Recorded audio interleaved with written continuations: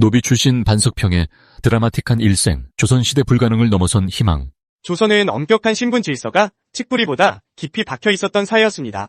태어난 순간부터 정해진 신분은 개인이 어떤 삶을 살지 결정하는 절대적인 족쇄였고, 특히 천민인 노비에게는 희망이라는 단어 자체가 사치처럼 느껴지는 시대였죠.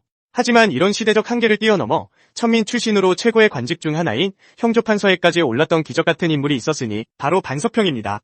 그의 삶은 불가능이 어떻게 가능으로 바뀌었는지 한 인간의 의지와 주변의 도움이 어우러져 만들어낸 드라마틱한 성공 신화라고 할 수 있습니다.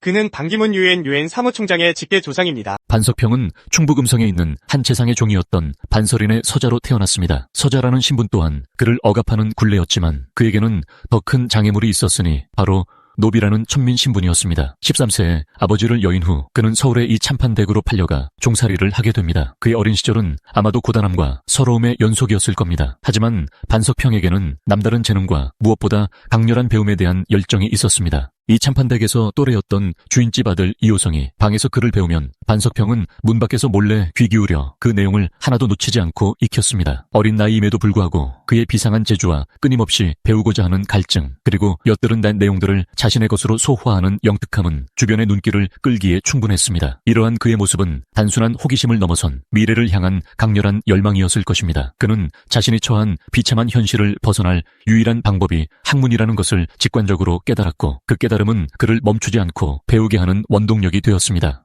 반석평의 이와 같은 열정은 결국 그의 운명을 바꾸는 결정적인 계기가 됩니다. 그의 총명함과 고결한 성품을 눈여겨보았더니 참판은 어린 반석평을 기특하게 여깁니다. 당시 신분사회에서 노비에게 글을 가르치는 것은 흔치 않은 일이었지만 이 참판은 그의 재능을 알아보고 그를 가르치기 시작합니다. 이 참판의 결정은 단순한 호의를 넘어선 한 사람의 인생을 송두리째 바꾸는 파격적인 선택이었습니다. 그는 반석평에게 글을 가르치는 것에 그치지 않고 더 놀라운 조치를 취합니다. 바로 반석평의 노비 문서를 불태워 없애고 아들이 없던 친척 양반집에 양자로 보내주었던 것입니다. 이 참판의 이 같은 행위는 당시로서는 상상하기 어려운 인간에 대한 깊은 이해와 선의가 없었다면 불가능한 일이었습니다. 노비 문서를 태운다는 것은 그를 천민의 굴레에서 완전히 벗어나게 하고 양자로 보냄으로써 그에게 합법적인 양반 신분을 부여하는 것이었기 때문입니다. 이로써 반석평은 태어날 때부터 그를 짓눌렀던 천민의 굴레를 벗어던지고 양반으로서 새로운 삶을 시작할 수 있는 발판을 마련하게 됩니다. 이 참판은 단순한 주인이 아니라 반석평의 잠재력을 알아보고 그에게 날개를 달아준 진정한 은인이자 후원자였던 셈입니다.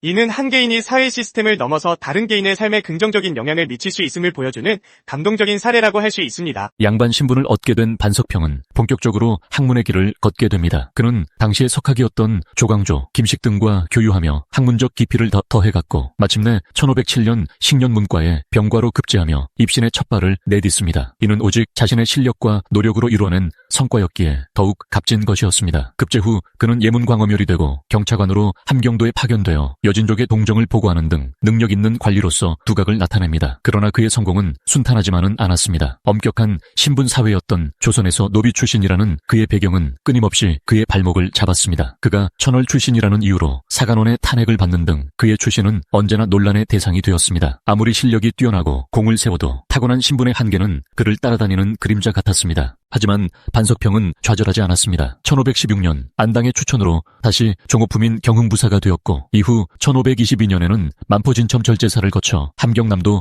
병마절도사에 이르는 등 꾸준히 승진을 거듭합니다. 이는 그의 뛰어난 행정 능력과 군사적 재능이 인정받았음을 의미합니다. 그러나 그의 공직 생활은 탄핵과 복직의 연속이었습니다. 1524년에는 군기를 제대로 살피지 않고 도로 사정을 잘못 보고했다는 이유로 탄핵을 받아 파직되는 시련을 겪기도 했습니다. 그럼에도 불구하고 그는 다시 병조참의에 임명되었고 1527년에는 함경북도 병마절도사, 1530년에는 경연특진관과 충청도 관찰사를 지내는 등 요직을 두루 거치며 자신의 능력을 입증해 보였습니다. 1531년에는 성절사로 명나라에 다녀와 외교적 역량까지 선보였으며 이후 예조 참판과 전라도, 경상도 관찰사를 지냈습니다. 1533년에는 다시 함경북도 병마절도사에 임명되었으나 이미 한번 역임한 바 있고 문신이라는 이유로 반대가 있어 부임하지 못하는 등 신분과 관료 사회의 관행이라는 장벽에 부딪히기도 했습니다. 하지만 그는 굴하지 않고 평안도 관찰사를 거쳐 마침내 공조판서에까지 오르는 기염을 토합니다. 그의 끈기와 실력 그리고 어떤 어려움 속에서도 자신의 길을 포기하지 않는 강인함이 있었기에 가능한 일이었습니다. 반석평은 공조판서에 이어 동지중추부사, 형조참판, 한성부판윤 등 요직을 두루 거쳤고 마침내 형조판서라는 최고위직에 오르게 됩니다.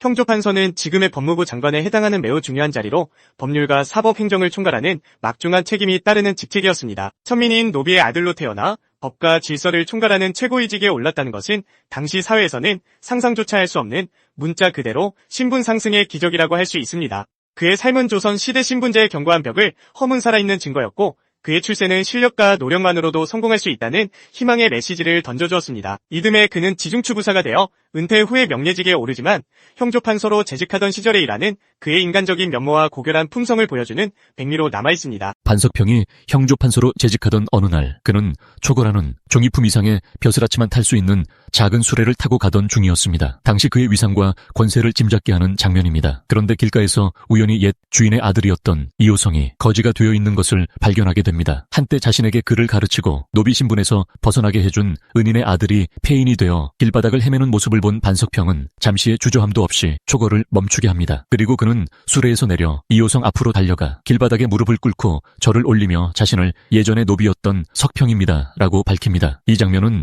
당시 사람들에게 엄청난 충격이었을 것입니다. 최고위직인 형조판서가 길바닥에서 그것도 한낱 거지에게 무릎을 꿇고 절을 한다는 것은 도저히 있을 수 없는 일이었기 때문입니다. 이는 단순한 존경심을 넘어선 자신을 지금의 위치에 있게 해준 은혜에 대한 깊은 감사와 존경심의 표현이었습니다. 그는 자신의 현재 지위와 과거의 신분을 가리지 않고 오직 인간적인 도리와 은혜에 대한 보답을 선택한 것입니다. 이 사실이 알려지자 파장은 컸습니다. 반석평은 곧바로 왕에게 자신의 원래 신분을 밝히며 사직서를 제출했습니다. 또한 자신 대신 이호성을 벼슬길에 나설 수 있도록 해달라고 간청합니다. 자신의 과거를 솔직하게 밝히고 은인의 아들을 돕기 위해 자신의 모든 것을 내놓으려는 그의 모습은 당시 왕에게 깊은 감동을 주었습니다. 왕은 반석평의 고결한 품성과 은혜를 잊지 않는 마음에 감탄하며 그의 과거를 용서하고 그의 사직도 반려했습니다. 그리고 이호성에게 사홍원 별제라는 벼슬을 내려주어 그의 삶을 도왔다고 합니다. 이 일화는 반석평이 단순히 능력이 뛰어난 관료를 넘어 인간적인 도리와 의리를 중요시하는 인물이었음을 여실히 보여줍니다. 그는 자신이 이룬 성공이 오롯이 자신만의 힘으로 된 것이 아니라 이 참판이라는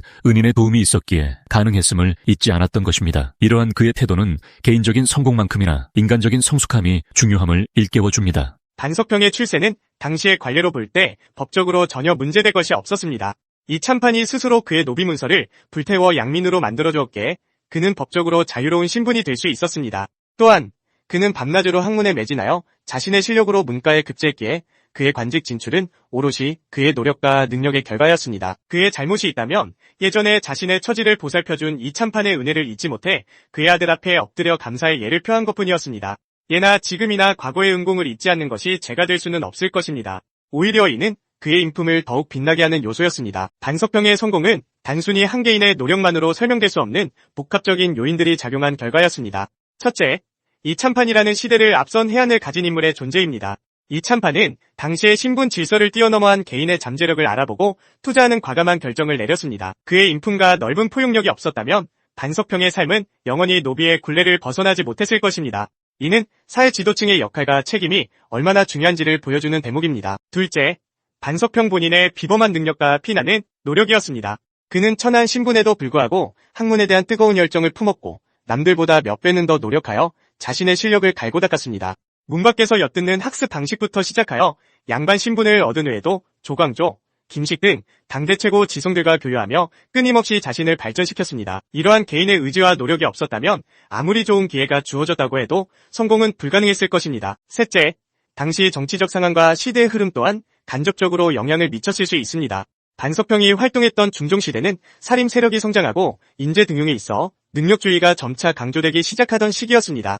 물론 신분제는 여전히 강력했지만 예외적인 인물에게 기회가 주어질 수 있는 여지가 조금씩이나마 생겨나고 있었던 것입니다. 비록 탄핵의 위기를 여러 번 겪었지만 결국 그가 중요 직책을 맡을 수 있었던 것은 그의 능력이 시대의 요구와 부합했기 때문일 것입니다. 넷째, 그를 추천하고 지지해준 다른 인물들의 역할입니다. 안당과 같이 그의 능력을 알아보고 추천해준 이들이 있었기에 그는 어려움 속에서도 다시 일어설 수 있었습니다. 이는 혼자만의 힘으로는 불가능한 세상에서 좋은 인연과 지지자들이 얼마나 중요한지를 보여줍니다. 반석평의 삶은 조선 시대의 견고한 신분제도 속에서도 인간의 의지와 주변의 도움이 합쳐지면 불가능해 보이는 일도 이룰 수 있음을 보여주는 강력한 증거입니다. 그의 이야기는 단지 한 개인의 성공 신화에 그치지 않고 차별과 편견을 넘어 인간 본연의 가치와 능력을 존중해야 한다는 시대를 초월한 메시지를 담고 있습니다. 오늘날에도 여전히 존재하는 여러 형태의 차별과 불평등 속에서 반석평의 삶은 우리에게 희망과 용기, 그리고 나아가 사회적 정의와 인간적인 도리에 대한 깊은 성찰을 제공합니다. 그의 이야기는 과거의 인물이지만 현재를 살아가는 우리에게 여전히 강력한 울림을 주는 진정한 인간 승리의 기록입니다. 이 비디오가 유용했다면 좋아요와 구독 버튼을 눌러주세요. 행복한 삶을 위한 더 많은 팁을 공유할 테니 계속해서 성필원 채널을 검색해주세요. 감사합니다.